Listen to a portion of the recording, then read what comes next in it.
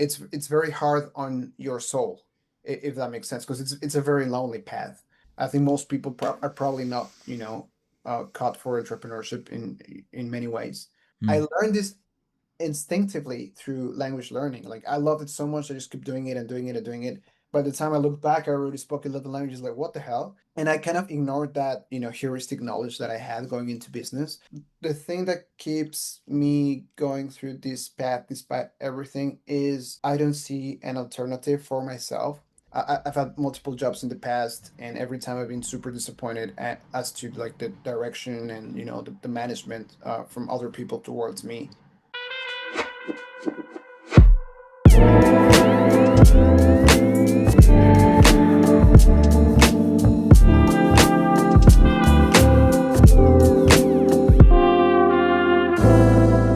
Mean, I know I haven't Yeah. eaten like good Mexican food like in 2 years. I completely understand that. And like Mexican food is like central to our culture, right? Like food is like everyone Yeah. gathers around food and everything happens around food Mm. for us. It's very important. And yeah, I'm trying to adapt, etc. And I've kind of let that go. I kind of like already gave up. Like I'm not gonna, enjoy Mexican food here anyway. I don't really have Yeah. many Mexican friends here in Japan, so it's like, just detached, and it is what it is, right? It And is what it is. it is a blessing in disguise, the way I say it. Like you're living in another culture, exposed to different ideas, different Mm. traditions, and if anything, that gives you more depth, right? And so I just love adapting to that, and yeah, I mean, it's not a complaint, it's just like it is what I it mean, is. it's just part of the, part of the life that we live here. Exactly. We're expats here, and that's Hmm. what part of the What we sign what up do for. exactly. Yeah, basically. Yeah, So first of all, like, let me uh, officially start this of course. podcast Let's get this done. by welcoming you and thanking you very much for your time. Well, thank you very much for the invitation. Again, like, it seems like it's a recurring theme with my guests, but it's like everyone is busy, and trying to set this up always takes a ton of time before actually making it. Yep. However, I think in this time, especially in this case, it's also kind of a blessing in disguise, because I haven't released the podcast with Elder, which I Mm. interviewed like last year, end of Yeah. last year. Okay. And I think it makes sense that I want to kind of release the two podcasts together, like That makes the sense. interview with Elder and with you too. So it's gonna be. I think it sounds great. Yeah. Before we get into anything, Alejandro, can you Yes. introduce yourself? Can you tell us a little bit about yourself? I know something interesting about you is that you speak 8 languages, right? Somewhere closer to 11. 11? Like, Yeah. they increased this last time. To be So, fair, yeah, it's been like yeah. a couple of years since I kind of let it down. So a couple of them are dying, but still, like I think I can breathe and I have mean, it's my fine. Couple of 11, then you're good. You're still good to go. own. Yeah, please introduce yourself, Alejandro. Yeah. So my name is Alejandro Mm, Pascual. I am from Mexico City originally. I was mhm, born and raised there, lived there for 20 years. mm, I consider myself a man of the world. I lived in China, Korea, Luxembourg, and now Japan for approximately 6 years. And what I do is I'm an entrepreneur. I like mm, creating businesses, solving complicated problems for people, and just, it's my way of giving value to the world. mhm, Uh, like you mentioned, I speak a lot of languages. That was a big part of my life during my 20s. I was, in Mexico, but I wanted to see the world, and my key to the world was languages. So it was just like building capacity, so that whenever I go out into the world and actually get to experience it, I could experience it at the best of my capabilities, aka without language filters. And so that's why I invested so much time in that. And well, right now I'm building an app to learn languages using that expertise. But I guess we can get into that later. Yeah, I mean, I have so many questions for you. I already sent you a few of the questions, but let me talk to you a little bit about the languages and how did you, like, what are the 11 languages that you speak? Okay, if we can start there. Yeah, so that would be English, Spanish, French, Italian, Japanese, Chinese, Korean, German, Dutch, Indonesian, and Portuguese, right? Yeah, I've been learning Arabic for like a Yeah. year. It's Arabic definitely not too? good. Please don't test me on that. I can read, I can, do small talk, but it's a work in progress. I'm also learning Hindi currently. So yeah, it's just, it's probably one of the things I enjoy doing the most. So it's just, yeah, my Oh, thing. nice. I mean, obviously, I think we're going to talk about this a little bit too, because the app that you're making right now is about learning Yep, languages. So, yep, uh, but going back to the reason that I invited you for this interview, for yeah. this podcast, is that I wanted to know the what were the steps, what were the events in your life that took you and got you to this stage that you're in right now. Mm, Obviously, something that I admire about you is that I always call LinkedIn like kind of Photoshop. Like careers are photoshopped on LinkedIn because everyone just likes to brag, Everyone is mm, just like every little thing they pump it up and they make it look like this huge deal. yeah. And unfortunately, that's not me hating on LinkedIn. That's just the fact. Like that's Hmm. what you see people doing, right? I don't know if you share the same view or Most not, people, yeah, but I do, yeah, most people do exactly that. And until recently, until I met you and I met a couple other people, I think Monica too, you guys actually bring some authenticity to this platform, right? appreciate that. uh, which I love. And this is why I want to interview you. I want to know about what are the career, you know, events that happened to you and took you all the way here. Right. You're very open about it on LinkedIn. Yep. Whenever there's ups and downs, mountains and basically valleys, you discuss them on LinkedIn. So if you can share those events, basically. Yeah, so like you mentioned, I'm quite open on LinkedIn, but also I think just in life, Hmm. right? I was born and raised in a very low trust society where, you know, uh, you know, everyone encourages you to not share information because if you share information, you're bringing in bad actors Bad into. luck. Yeah, Yeah, yeah, that's same in my culture, man. yeah.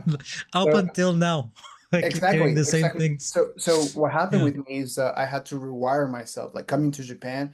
Mm, At the beginning, I still had like that software mm, of that dog eat dog world. mm, But little by little, I was able to be like my real self, be open, be vulnerable.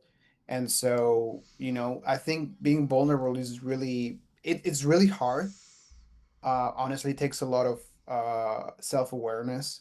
It takes a lot of detaching your ego, mm, um, detaching from judgment. And that's something I've worked through the years. I generally don't care what people think about me, right? I think, if anything, being vulnerable will attract the right people. And so, um, to answer your question more succinctly, mm, well, I'm originally from Mexico City. I was born in or like raised the first years of my life in a very rough part of the city. It is actually even today it's known as one of the roughest parts of the city. So my family was not exactly well off at that time, mm, and so I think that pretty much gives you like a good baseline of why I am the way I am, mhm, and like most of the things that have happened in my life, or being born and raised with that like scarcity, uh, mm, that wariness of your surroundings and of people and of everything just builds you for a world, mm, uh, a specific world. And then once you, for example, immigrate into like Japan, which is like the entire opposite, mm, the probably the best, you know the most well off, um, developed country in terms of safety and trust, et cetera, et cetera.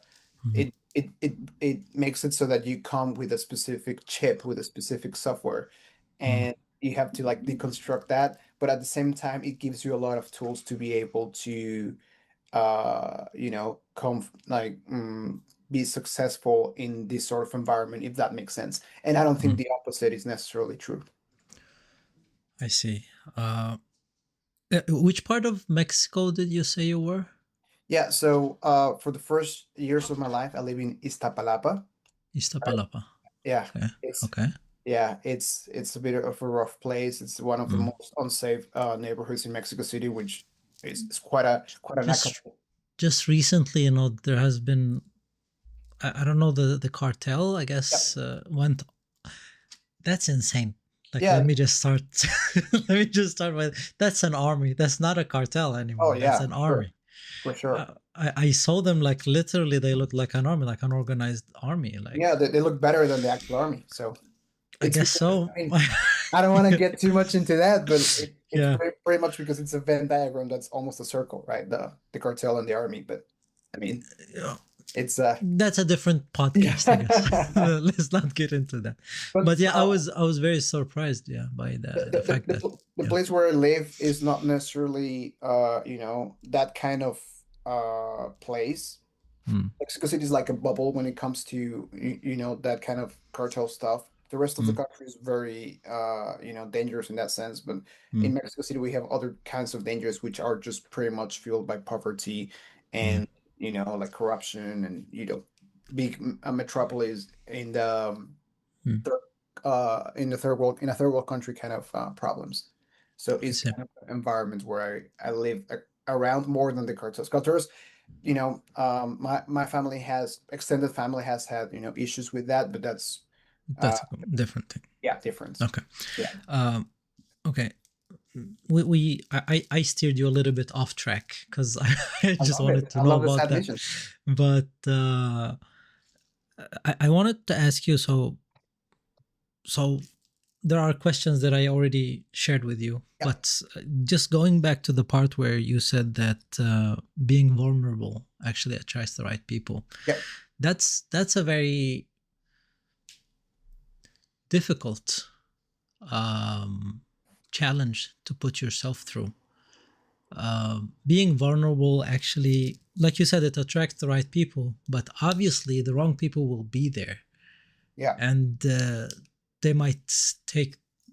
I don't know. You can get hurt by it. Is all I'm saying, right? So the way I say I see where you're coming from.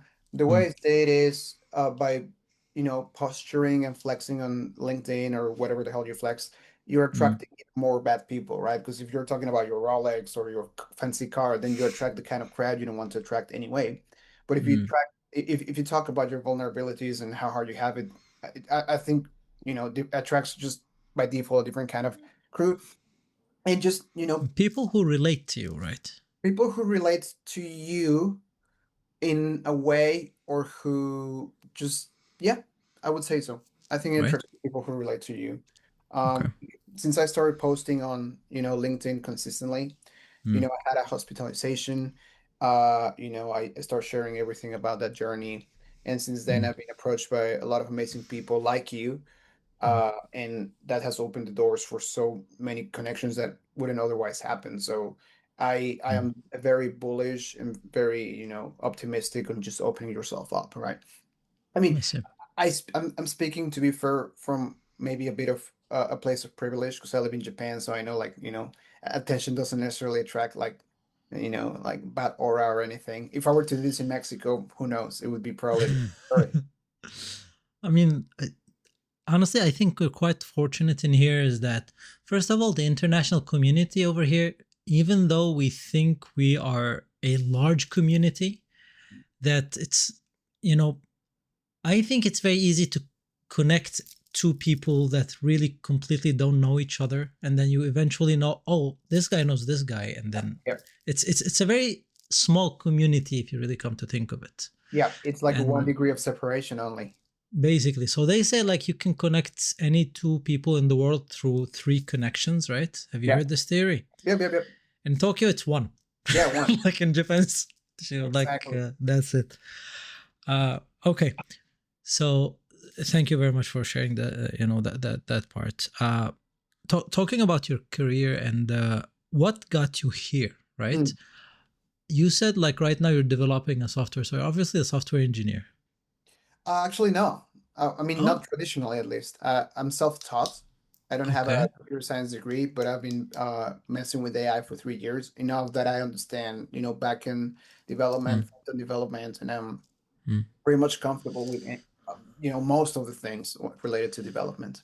Honestly, software development and IT field, I think right now is more accessible than ever. Yep. So if you just familiarize yourself with it, then sky's the limit. Oh yeah, Or at least that's what I think, from my modest million percent. experience. Incredibly bullish on that, actually. Yeah, Mhm. but actually, so I What, studied what what's your background? Yeah. What did you international study? business. I'm a business guy. I'm a traditional, Mm, the usual business guy, mm, and I was doing traditional business marketing, all the kind of stuff mm, until there was the GPT moment, and I was like, "What's going on here?" And mm, then I remember the exact eureka moment, which mm, is when I uploaded an Excel mm, sheet on GPT, mm. and for some reason I thought this is impossible, but let's ask it to make an analysis of all this information on the Excel. And then it just gave me the analysis, which saved me like 3 hours of work. Right. And at that moment, I knew I had to quit everything that I was doing and just go into AI. And that's pretty much when the switch flipped. Mhm. Uh, Transitioning doing from being just a businessman into software, right? Engineering or Yeah. programming. Yeah. What are the common misconceptions that you believe everyone has when taking such an adventure? Mm, Uh, Obviously, looking at something from the outside is different from, you know, getting dirty with it, like they said, yeah. putting your So, hands in it. so I think my path is a bit special in a way because I jumped into software engineering at the same Mm, time as I jumped into entrepreneurship. So I did like a double backflip in the air, if that makes mm, sense. mm. And so it was like two unknowns happening at the same time. Actually, three if you consider this is in Japan, right? So entrepreneurship, Yeah. software engineering, and just figuring out how to even make money in Japan, right? Everything happening at Mm. the same time. And I think to answer your question, what people think about entrepreneurship is that it's probably less painful than it actually is. Um, you It know, is less painful. yeah, I don't think people understand how painful Ah, okay. So entrepreneurship is. I think I understood you the opposite way. Yeah. Yeah.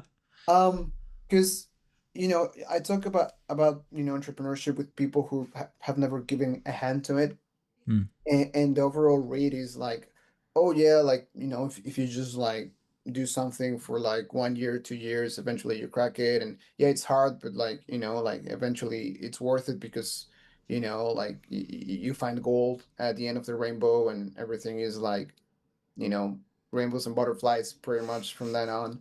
Uh, but my actual experience is it's actually so much more painful than what people describe or what I ever imagined for it to be. Um, in the sense that, there's so many unknowns, and then there's more knowns, and then there's unknown unknowns that keep, it's like a video game, like the bosses just keep getting bigger and bigger and bigger and bigger. And entrepreneurship is just it also, it's very hard on your soul, if that makes sense, because it's a very lonely path. You cannot just go to your buddies on Sunday and talk to them about like, your problems with entrepreneurship because like they have not lived through that, which is, by the way, obviously it's normally, fine. Yeah.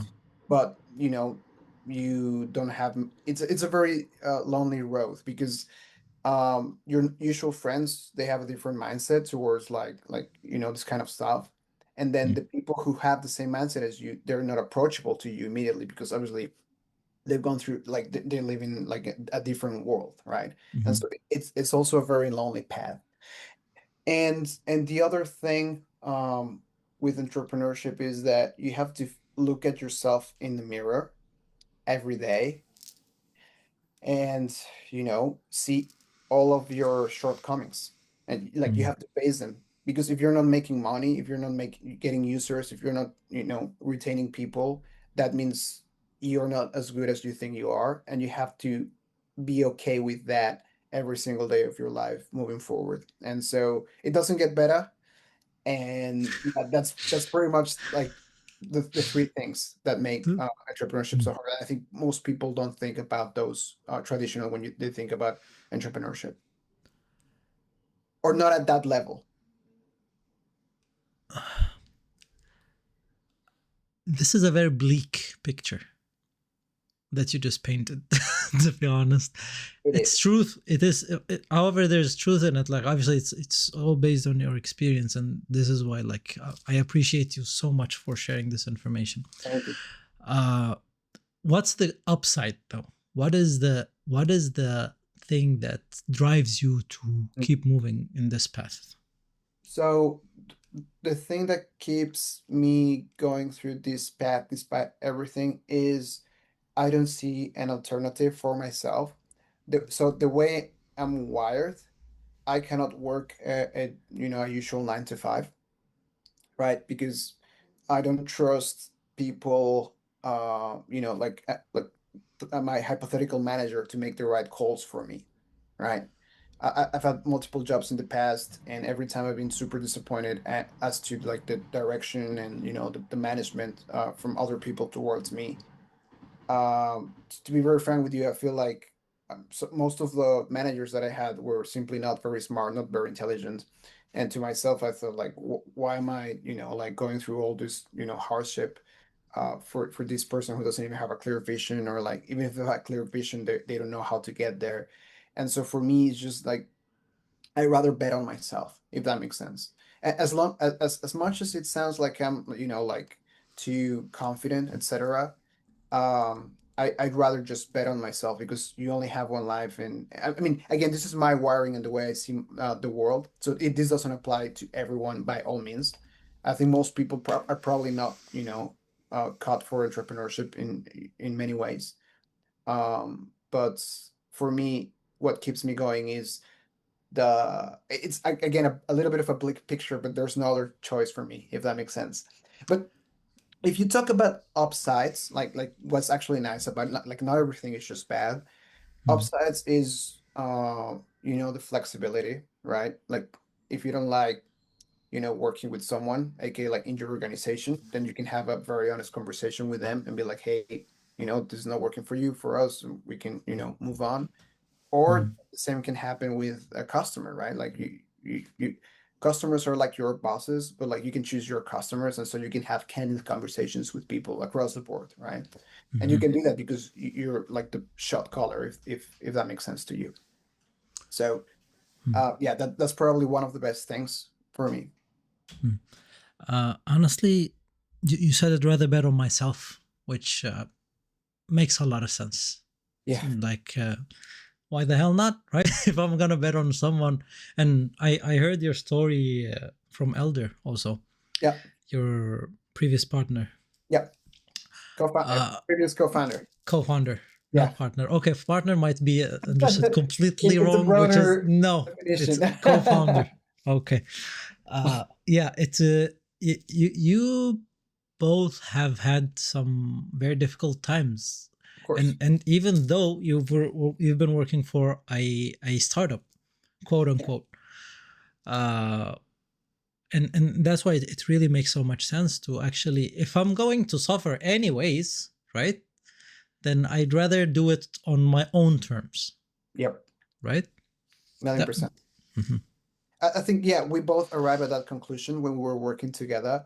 We mhm, were, I mean, the reason we met Akram was I was giving a presentation about my time at a black company in Japan, which was mhm, like 14 hours a day, blah, blah, blah, blah, blah, blah.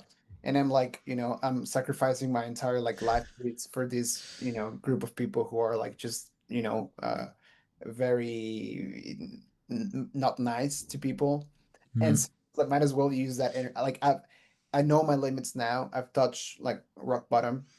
So I know who I am. And so I'm just gonna do it for a mission I actually believe in. Right. And so that's what happened. Okay, so you just mentioned you hit rock bottom, right? Yep. Yep. Uh, what got you there? Why, now that you look at it in retrospect, Yep.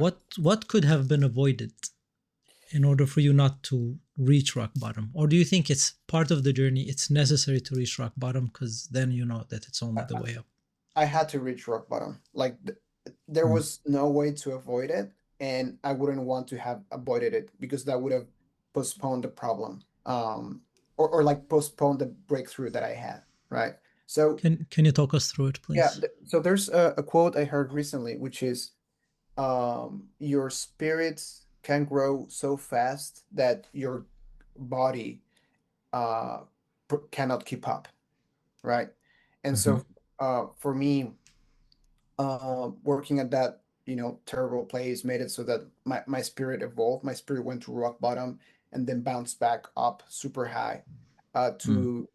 to a point where I had complete self-awareness, right? I knew exactly what I didn't want. I knew exactly what I was capable of. And so my spirit grew up so much that my body just followed along and took me towards entrepreneurship. So that had to happen. Again, can you talk to us a little bit about what what steps took you in the wrong direction? What were the wrong decisions, if you can share them, that took you down that path? So And I'm not just talking about working for that bad company, because yeah, I think recently you shared on your LinkedIn that yeah, even now you're, you're your own boss, you're yeah, doing your own thing, but yeah. you didn't take care of your body, right? Mm, And that ended up in you being hospitalized, right? yeah, So that's, I think that's also quite difficult. So if you could, in yeah. both cases, what were the wrong decisions that you took, Mm. and what would So you do differently if you could? yeah, I don't think they are decisions. I mean, this is something I'm still, struggling with even today, right? So it's like a developing thing. Mm. I'm trying to still find what's my perfect balance and what's good for me. But the problem that I have specifically is I going back to the spirit talk is like my spirit is just running. It's just like 100 miles per hour, right? And I'm Mm. just building my what feels like my life purpose, which is the language app. And Mm. I'm, doing everything around that, which is a job on its own. Then I'm serving my customers for my agency, and then I'm Mm.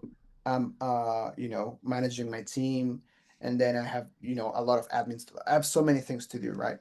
Mm. And because I'm so passionate and I'm so motivated by death, I want to get everything done as soon as possible. Like my mind is just like, I want to do this, and that. But what's Mm. happening is my body cannot follow along. I get sick, my defenses get down, like I'm burnout, but I'm still it's a struggle. My body is like, please stop, but my mind is like, keep going. And so Mm. it's not like a decision. It's just like, when you know your life's purpose, you cannot stop. And Mhm. so that's something I'm struggling with right now. I have to force myself to rest, if that makes sense. And that's something that I'm, trying to still solve to this day. Um, Basically, you're saying like yeah, you're pushing your body a little bit too hard to try to catch up with where you want to be in your head, Exactly. right? Where you're imagining yourself to be, right? Yeah. Uh, there's a word for it. When you see something and you actually make it true, what's the word for that?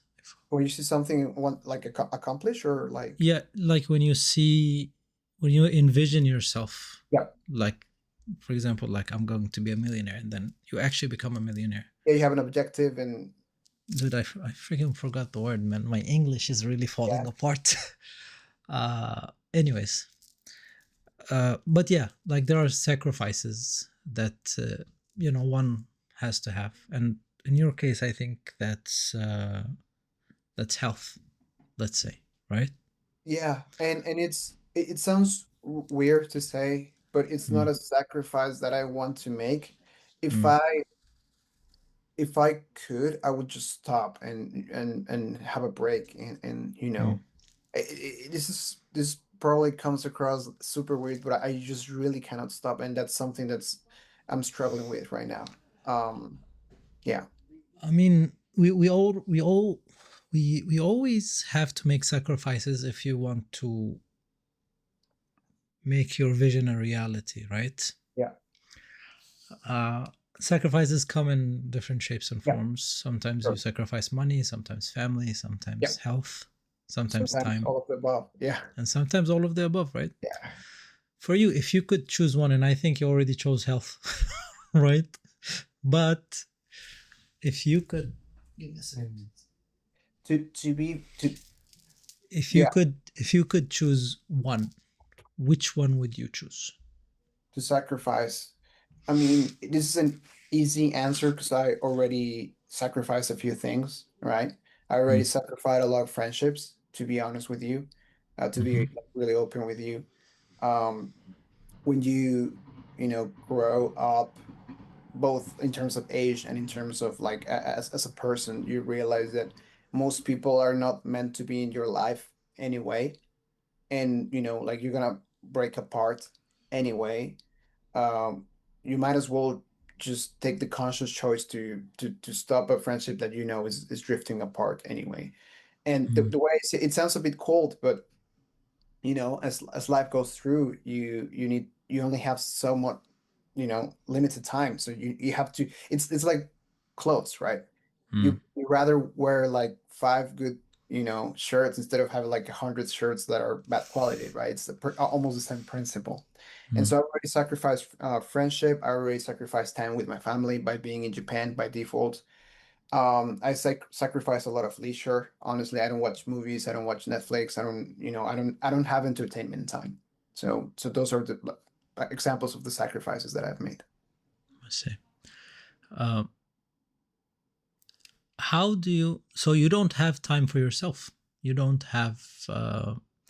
You have to, and I know being on the go go go mood, right? Yeah. But if you don't have sometimes breaks, right? Yeah. Then don't you think that's going to eventually catch up with you, and basically you're not going to be as effective as you want to be? Yeah, that's a good question. I understand that rest is work, if that makes sense. Yeah, Rest makes it true. so that you're reset, you can take better decisions and you can go farther. Yeah. I think where I'm at is whenever I try to rest, Mm. my mind is just not with me. My mind is probably anxious a little bit. Like I'm thinking, Mm. I know consciously that, rest is good, but I think unconsciously, so many things going on, right? Like Mm-hmm. my parents aging, like the global winter that we're living, right? The Mm. AGI coming. AI is going to take over all jobs, and there's this talk about the permanent on the class, blah blah blah blah blah. And there's so many time Did you limits. just say permanent underclass? Yeah, so What what that's is that? okay. So in the AI circle, if like for example, if you follow like AI Twitter or whatever, they Mm. talk about like AGI, which is all general intelligence, which is AI that pretty much can replace humans, Mm-hmm. right? And after a certain cutoff, when AI can replace all humans, you either Mm. made your money or you didn't make your money, right? And so they talk about this. Nice. Yeah, it's like a cutoff. Like you either make money before AI takes all jobs and money doesn't matter, Mm-hmm. or you're pretty much part of the quote unquote permanent underclass, right? I'm not a big guy on like class or money. Ultimately I don't care about money as long as my family is good and probably I can travel once or twice per year. I'm the happiest man in the world. But Mm. there's a world coming potentially that won't allow you to grow financially, and so that's subconsciously one of the worries that I have. If that makes sense. How long do you think it's going to take before AI takes over, since you're working with AI? Yeah. I would say. If I were to give you an answer, it would be 1 year, 1 year and a half. And that's probably why I'm such in a hurry. So 1 year, 1 year and a half? yeah, so technically AI can take over most of the jobs now. Dude, I was waiting for you to say 5 years. No, that's No? exactly why I'm in like such an anxious state right Yeah? now. So Okay. let me tell you something. So I went to China a couple months ago. I go there often for business, and one of my friends there talked to me about the fact that China is super advanced in AI, robotics, etc. and they have their equivalent of Waymo, the cars that drive themselves. Mm. And they my friend told me if China wanted to implement that now, like a year ago, they could have implemented that, and all cars would be self-driving. End of story, right? But Mm. he told me you need to think about the consequences of that because 80 million people in China drive cars for a living or trucks for a living. And if you suddenly, introduce a technology that substitutes that labor, then you're gonna have 80 million people without a purpose and 80 Right. million people with empty hands, like not knowing what to do. And that's how you create like revolutions and et cetera, et cetera, et cetera. Yeah. Whether AI is capable to take most of the jobs, or it already is, whether the government, like at what, rate do governments allow it, that's an entirely different story. And so, that's the The thing variable. that I always tell my friends when we discuss AI and AI's abilities, I'm like, you guys look at AI now with the technology that we have at our hands. This is what we're allowed to touch. This is the technology that is available to the Exactly. public, right? Exactly. So this must have been ready like Yeah. a while ago, where the Exactly. governments or these companies just Yeah. didn't allow us to touch, right? Yeah. So at this moment, probably like chances are that there's way more advanced technologies that we just don't know about. I'm sure of And, it. and unfortunately, your estimation of 1 year, 1 year and a half makes a lot more sense now. you Yes, know? exactly. And so Yeah. and so I think, there's many things at a personal level and also at a micro level that don't allow me to just stay like rest or like take a bath without thinking about what's gonna happen. So unfortunately, I might be How like old are you, Alejandro? I'm 31 years old. 31. Nice. You're 10 years younger than me, and you're thinking 10 times more than I am. No, no. And that's the bad thing as well Uh, as the thinking and all. It's like, brings a lot of anxiety. So I don't wish this upon anyone. I mean, honestly, at this day and age, everyone has something that is, occupying their mind. Yeah, And in order to basically achieve your dreams or see the vision that you want to achieve, you really have to be obsessing about it all the time. yeah, Otherwise, it's gonna only stay a dream. yeah, Dreams stay dreams unless you do something about them, million right? percent. Exactly. And so, Yeah. if I were to choose between just, being frozen with fear and not knowing what to do and doing something every day. And so that's the reason of why I am the way I am, Mm. working explosively and, Mm. yeah, But do you get enough hours of sleep? I do. I do. I I am a think big that's the sleep most guy. important I'm, part. I'm a big sleep guy. Like my sleep is non-negotiable. I don't care. How Right. many hours do you sleep? Uh, so between 7 and 8. Okay, that's way better than I do. Yeah. So, I'm a big sleep guy. Like you cannot mess with my sleep because uh, mm, it, it's a weird way to think about it, but I see sleep as work because from language learning, I learned many things about how the brain works, etc. mm, And pretty much you learn the most when you're sleeping, mm. not when you're actually learning in the books, if that makes sense. It's when all the information gets processed and digested into your brain. And so don't touch my sleep. That's a good way. And being an entrepreneur actually is good because then you control your hours. When do you work and when do you sleep, right? Sometimes, Yeah. sometimes, but when there are like fires with the customer, sometimes No, that's different. there's no sleep. But that's for the the most part, yeah. Yeah. Uh, I think many of the questions I'm going through the questions over here that I wanted to talk to you about, but we already gone through many of them just by having this conversation. Uh, One of the questions like, what kind of person should not choose this path? Mhm. Your career path. Uh, who should follow your steps by believing in themselves and trying to. You obviously Mm. left your home, Mexico, Yeah, right, and took a a risk by just moving to a completely different country. I don't know if you spoke the language before you got here, a little bit, yeah, a little bit, but relatively. right, but then it's still like it's a whole new challenge to just move to a whole new country, right? Yeah, yeah, for sure. So who should follow in your footsteps and who should avoid, these risks? Yeah, I Mm. think people who are dissatisfied with who they are in their home country, they should definitely leave their country as soon as possible. Um, if you feel like an outcast in your own home country, you have to leave as soon as possible. If you feel like an Hold outcast, on, hold on, hold on. yeah, yeah. God, that's the exact thing I told myself before I left Yemen. Oh, there you go. Honestly, because I didn't say it outcast. I thought of it. I feel like a stranger in my own Yep. country, Yeah, which felt really weird. And honestly, in Japan, I still feel the same. But I have the excuse of being a foreigner in Japan. yeah, I yeah, yeah. am not So in it my makes own sense. country, right? Yeah, Like it's natural to feel like you're a stranger, you're an outsider in this yeah, country. I've been here for like 13 years, but I still feel like a stranger, and it's fine because I know it's not my own. It's not where I was born. It's not where I grew up. It's a yeah. different place, right? Supposed to be like that. It's supposed to be like that, right? Uh, Problem is when I had that feeling when I was home.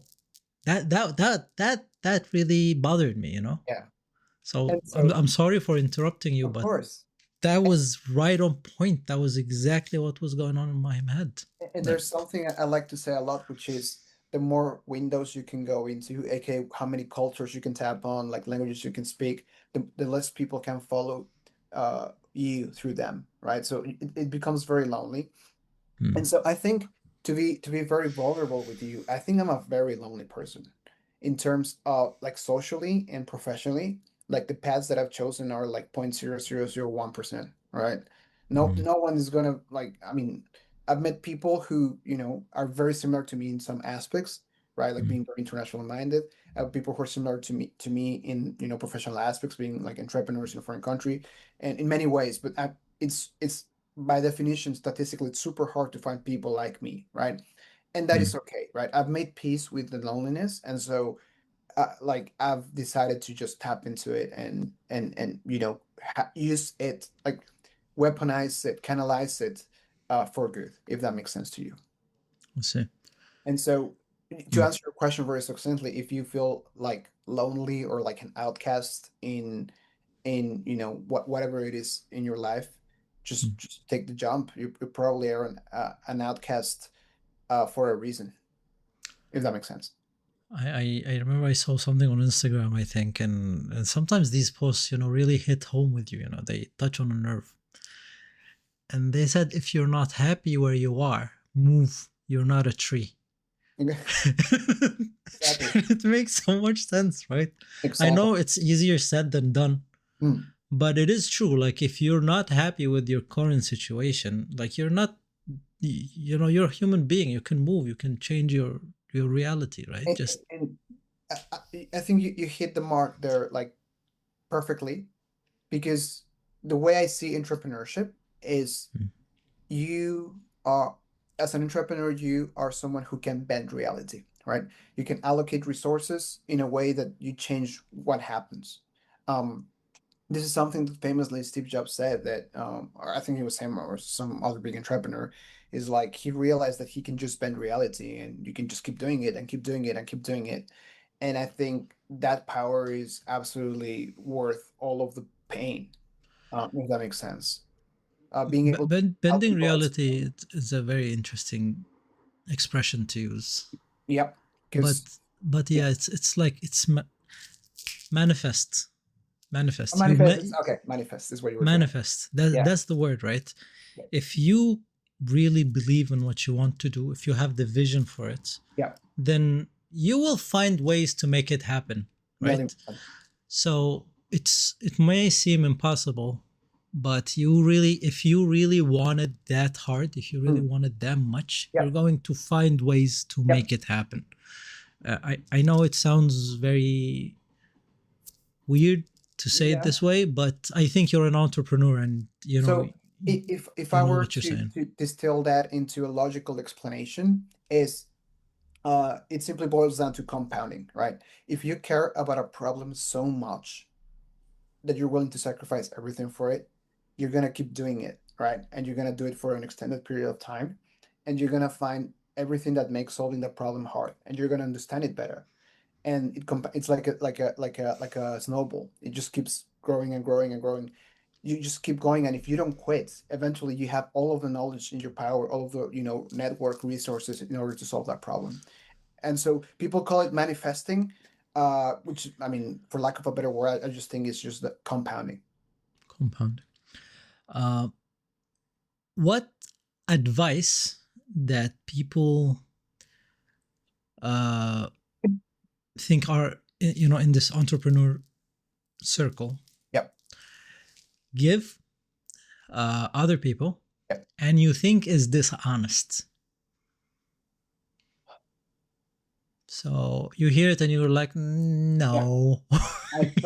I think it would be the advice that I hear often, which is anyone can become an entrepreneur.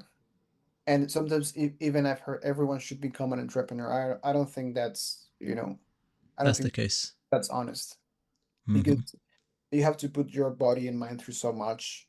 And I think just a lot of people are not wired to, like, for like the hardships of hard decisions, and like, like big like solving problems that just keep coming to your life en masse. I don't think a lot of people are wired like that, and it's okay. Oh, Probably your role in society and in life is to do one thing really well for someone else, or for a thing bigger than you. And I think that's, I mean, not only valid, I think that's super necessary. Otherwise, society would not function. Everyone, like, if everyone would be an entrepreneur, then we would be living in a really weird world. And so, yeah, I think when people say everyone should become an entrepreneur, I simply that's disagree. not true. Yeah. Okay, just one more question. Then I would like to ask you to talk about your project and basically to introduce it to us. Yes. How long have you been working on being an entrepreneur? Mm. How I long did it take you? decided to take the leap on the 19th of March of 2024. So it's almost, That's like basically 2 years ago, kind of. yeah, 2 years ago. Is when I Okay, if you get the chance to start all over again right Yeah. now, Yeah. what would be the thing that you would do Mm. differently With all my knowledge, right? with all your knowledge? Obviously, Okay. yeah, yeah. I would If skip. you get to start again with all the knowledge that you have. Yeah. I would just follow my passion. I know it sounds beaten to death, tried, cliche, but you just Mm, have to follow your passion, because your mm, passion is what allows you to get the compounding effect, right? I mm, learned this instinctively through language learning. Like, I loved it so much, I just kept doing it and doing it and doing it. By the time I look back, I already spoke 11 languages. Like, what the hell, right? So you just and I kind of ignored that, like, heuristic knowledge that I had going into business, but I mm, just ended up coming back to it, to languages. It's like, okay, like, I really like business a lot, but like, might as well make it in, mix the two things I'm really good at, or like I really enjoy it, and just, find intersection, and just become, one of the best in the world at that. And no matter mhm. how you know, impossible the odds look. Like, beating Duolingo is like a ridiculous mission, right? But like, I have the conviction that it is possible. At least I'll die trying, and I'm happy with dying trying, right? And so, to answer your question very succinctly, just follow your passion from day one. Mhm, Don't look for, like, quick money, or stuff like that. I think by you following your passion, ironically, you mm, would get to money, uh, because once you give, to mm. the world, and once you fill your cup, you Mm. can, fill everyone else's cup. But if you're trying to find easy money, you're running around with a half full cup, or like, it's not a good life to live, I see and what you're you're saying. gonna Yeah. stop, and you're not gonna have that compounding effect, right? You're just after quick money, then that's not gonna work.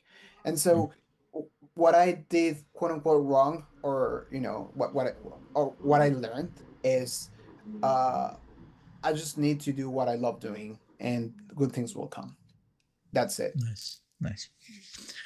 Uh, Great. Now I want to talk to you about, or I want you to talk to us a little bit about your projects, your vision, the software I guess you're developing, and help me learn Spanish. I've been trying to learn this language for forever, and Duolingo, like I do a little bit of streaks, and then I just like I don't know, life happens, I guess, and I quit midway, Yeah, which I guess that's a problem on my side.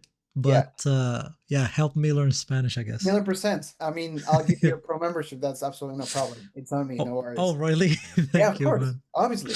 Yeah. And yeah, the problem that you describe is exactly the problem that I'm trying to solve. A lot of Mm, people mm, go into Duolingo thinking they're going to learn a language. The reality is that Duolingo is a casino, right? It's just like buttons and XP and streaks and like yeah.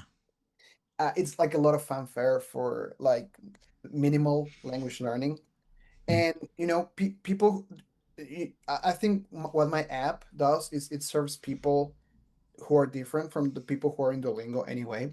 People who are mm, in Duolingo and do like 3-year streaks or whatnot. And I had like a 3-year streak or something super long.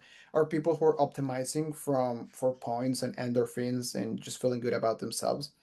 mm, But who I'm targeting with my app is people who are serious about learning a language. And they're serious and they just need like a little push. That's the ideal customer profile that my app serves. mm, And so pretty much I built this app around taking the best from Duolingo in terms of making it a fun experience. Language learning can be it is fun by definition, right? So just making it more fun. But mm, also I through 11 languages I learned what works best, which methods work best and why. So I put the best methods, like pretty much the greatest hits, and I made it into my own methodology, which is mm. the one that is offering my app called Minago. Mine ago. Minago, yeah. So I call it Minago because apparently I was so angry at Duolingo. I looked up, hey, what is the predator of owls? And it was like crows. Okay, crows.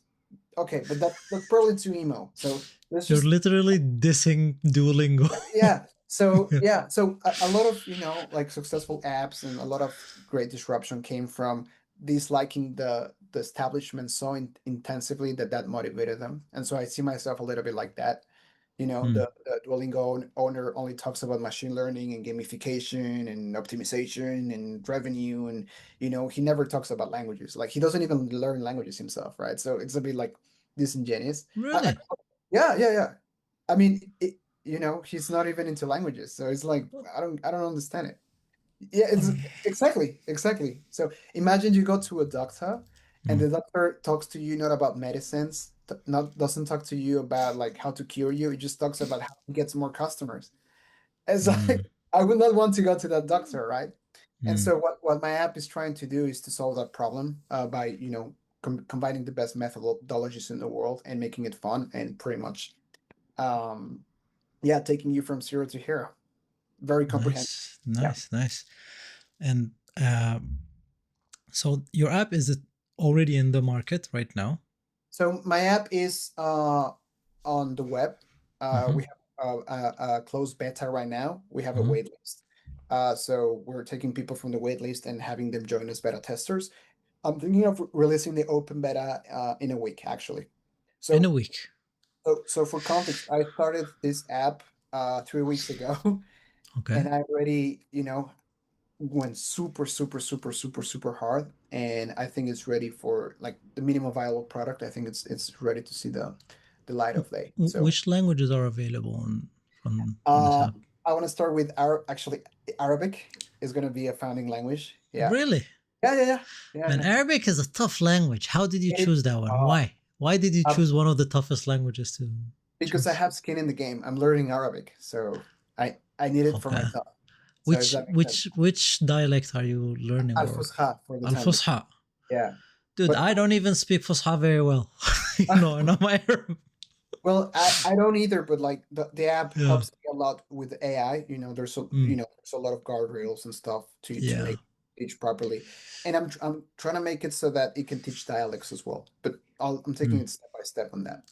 I Right? mean, yeah, Arabic language is yeah, it's a tough language to be honest, It's and it's one uh, of the top. They call it one of the big four. Of the hardest languages in the world. It's like it's Chinese, Cantonese, Korean, Japanese, and then Arabic. Are yeah, right. It's yeah, fun. Yeah, I love it. For a language learner, this is catnip. It's so fun. So fun. I was being sarcastic, by the way, but Yeah, that's what but makes me different. but yeah, I guess to each their own. I really love. I thought I liked learning languages before coming to Japan Yep. because I unofficially I was born in Ukraine, right? Oh, okay. So, but all my paperwork says I was born in Yemen because my parents were scared that if they got the paperwork from Ukraine, that I would lose the Yemeni Yeah. nationality.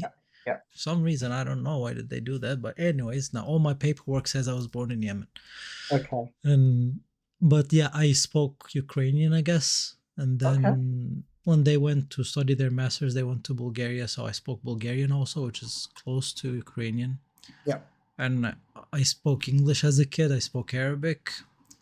I came here, so I thought like learning Japanese would be fun because I already spoke kind of spoke four languages. Obviously, I Mhm. forgot two, but I have that skill where I think I have that flexibility in my head or my brain that I Mm. would learn the language. Little did I know Japanese is a completely Yeah. different Different beast. beat. Yeah. Yeah. It's not anything else. Like I remember like my first 6 months I actually freaking cried. I was like, I can't understand how to make these words stick together. Yeah. And how is Huh, your Japanese now? it's good. I Yeah. mean, honestly, I was trying to learn the language while being in a English speaking environment in Oh, okay. Japan. Yeah. I understand. That doesn't work. Yeah, I that know. that doesn't work. And I think you know my Japanese kept improving, but I hit a Mhm. plateau a while ago before joining the company that I work in right now. i was Oh, i was doing my PhD, and obviously in my PhD was in English. I was not interested in trying to improve my language. I was just trying to get my PhD done, right? uh then after I joined the company, like it's everyone around me are Japanese. I was for a while. I mean, until now, I'm still the only, or at least foreigner-looking person. yeah, There yeah. are there are a couple of Chinese people with Yeah, us I who know what you are, mean. you know, I look like I don't belong. Yeah. Basically, uh, that's when I had to learn the language. That's exactly the like one of the pillars of my app actually. It's all about immersion, right? Like just Hmm. being in the language in different situations. Hmm. One of the features, if not the most important feature, and the one that the beta testers like the most, is you talk about your life first on the onboarding. I'm Hmm. learning, let's say, Japanese because I live in Japan. I Hmm. work at a PhD lab, and everyone around me speaks Japanese. Hmm. My level is intermediate, so Hmm. please let's go. And it Hmm. generates lessons around, being in a lab, right? Hmm. Yeah, with Japanese using intermediate vocabulary. And then you hear the people speaking, you don't understand anything, then you go to the next part and it's like it gives you the karaoke, right? So like you can follow Okay. the audio like, oh, that's what he was saying. And then there's some exercises, and then at the end of the lesson, it adds the new vocabulary for your review later. So it's Hmm. not like Duolingo, which where like lessons happen in a vacuum. Like you just study like colors or something, and you never see colors again. That's not how learning works. Learning works through repetition, and so that's one of the things I'm solving with my app. Something that I also realized while learning Japanese, and I think Japanese was a great experience for me to live because it sets the bar so high. I think with other languages, especially languages that have Roman characters in them, there are similarities like between these languages, right? Yep, But Japanese is completely different. yep, So it is. It's the opposite in almost every in single. everything, right? So you have to learn it step by step, basically. Yeah, Is that first you need to build vocabulary, right? It's usually one of the first steps because you will not be able to even construct sentences without having the vocabulary for it. million How, percent. how, how do you tackle this problem? So with the app, we have a model that is just vocabulary. So you take the lesson, you talk about the laboratory, and you talk about, I don't know, how to say microscope, how to say mm, Petri glass. You talk about how to say test. And then at the end of the lesson, all those words go to your vocabulary review. And then you go to the vocabulary tab, I don't know, after the lesson or like when you're commuting, and then you mm. just go and pretty much review those words. And it Those has words. a repetition system that Mm, remembers when you're gonna forget the word. So it gives it to you back just when mm. you're about to forget it. And that's the most optimal way to learn a language. Nice. I mean, I can't wait to actually see the app. Of course. Of course. I can wait for it to see the light. It's just my life's project, so it has like all the greatest hits. It's gonna be so great. I can wait. I It use it my own app. it So it, it has Spanish. it has Spanish. Yeah. So Okay. So so what this languages? You said Arabic, Arabic, Spanish, French, Chinese, Japanese, and Luxembourgish. Luxembourgish. Luxembourgish. Why Yeah. Luxembourgish? Because of personal reasons, some of my families, from Luxembourg, and Okay. also it's an endangered language, and I want to help revitalize it. And Mm, some of my family is trying to learn Luxembourgish, so there's skin on the mm. game. Okay. And That's a very good reason, to be so honest. so eventually I want to serve every major language Mm, and also want to serve languages that are endangered, right? Like for example, Kurdish or mm, like Corsican, like regional languages that are endangered. And I think I want to launch with a language that is close to me and it's also endangered to like start understanding how that works. So far, mm. it's been complicated getting the natural voices and everything working, but I think we're gonna do well for the launch. I mean, I really can't wait for that. Obviously, uh, if you could give me the link Okay. after this, then I want to have it in the description of this episode. Awesome. Thank you. Anything that you want to end this episode with, this interview with? Yeah, so I was a little bit vulnerable about, my life, Mm, and like I started this podcast talking about being vulnerable, and mm, I want to close it on the same note. Just be vulnerable, right? Like what do you have to lose? If you put yourself out in the world, a lot of people are not gonna like you, but guess what? Most people like that people who are not gonna like you anyway, like obviously they're not gonna like you ever, no matter what you do. And mm, it's a fixed cost that you have, right? And if you're not posting because of what other people think about you, you're giving those people the leash to your life. You're letting the very people you're afraid of their opinion, you're giving mm, them the leash to control your life. And I don't want you to let that happen, right? Whenever you think shame about posting, I want you to think who towards who you are ashamed. And I want you to think, oh, then this person probably has the leash of my life. And if you reframe it like that, you're gonna notice that right? Like, okay, it clicks. It's like, okay, like if I truly want to be free and not give my list to anyone, I need to not give an F. People, the leash of my life, Yeah, right? I don't need to give an F about what people think. If I can comment on that, I Yeah, would say like it's being vulnerable is good, but before that, I think there's an important step, which is you being very comfortable about in with your own yourself. skin, right? Yeah. Yeah. Because if you're not there, if you're not, um, I don't know, in Arabic we call it متصالح مع نفسك يعني, which means that you're literally comfortable with yourself, Okay. right? The good side, the bad side, you know both of your sides and you're completely fine with them, Mm. then being vulnerable might hurt you Yep. if you're not there, Yep. right? So So, what I would hmm, I mean, it's true. I think obviously it depends on the person. I think some people could be hurt by that. hmm, I think for people like me, I think that helped being vulnerable in public. hmm, You know, it's like before you post something, you need to like talk to your computer or whatever you're writing, and you have like a one-on-one with yourself doing that, right? hmm, So my the counter argument for that would be like by doing that you get to know yourself better and get comfortable with yourself. But I hmm, can see the hmm. opposite, right? So No, no. I mean, honestly, it's. I mean, there is no right answer to this, right? Yeah, yeah. But It's no one size fits all. Every yeah, person. it's always different for everyone. But that it's something in my head always that it's important to be vulnerable, and that's how you really connect with people. This is Mm. how people see you, see the real you, and see the vision that you're. Because if you want people to connect with you, if your whole idea is to build a community that share your thought, Yep. it's important that you show them the real you, right? Yeah. Which is by being vulnerable, right? Yeah. But it's also very important that you're ready for this, because Yes. this step is not easy. Yeah. And like you said, like it could happen at the same time by doing it, and then you learn more about yourself.